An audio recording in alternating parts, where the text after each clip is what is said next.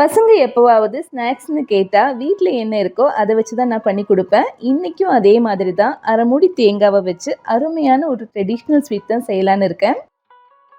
அல்வா மாதிரி டேஸ்டியான இந்த ஸ்வீட்டை செய்ய முதல்ல 3 டேபிள் ஸ்பூன் அளவு பாசிப்பருப்பை நல்லா செவக்க வறுத்துட்டு ஆறுனதும் அது கூட ஏலக்காவையும் சேர்த்து பொடி பண்ணி வச்சுக்கணும். இது கூடவே அரை மூடி துருவன தேங்காய் கூட அரை கப்பு தண்ணியும் சேர்த்து அரைச்சி எடுத்துட்டு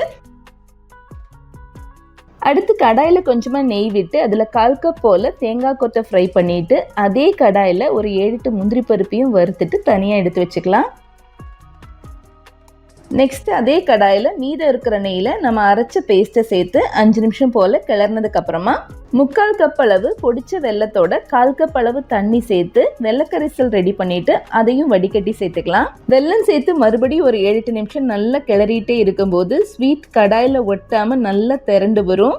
நல்லா திரண்டு வந்ததும் கடைசியாக வாசனைக்காக ஒரு டீஸ்பூன் நெய் கூடவே நம்ம வறுத்து வச்ச தேங்காய் கொத்து முந்திரி எல்லாத்தையும் சேர்த்து கலந்தா அருமையான தேங்காய் திரட்டிப்பால் ரெடி. முடிஞ்ச அளவு பேக்கரியிலேருந்து வாங்குறத தவிர்த்துட்டு நீங்களும் உங்கள் குழந்தைங்களுக்கு இதே மாதிரி ஹெல்த்தியான ஸ்நாக்ஸ் வீட்லேயே செஞ்சு கொடுங்க.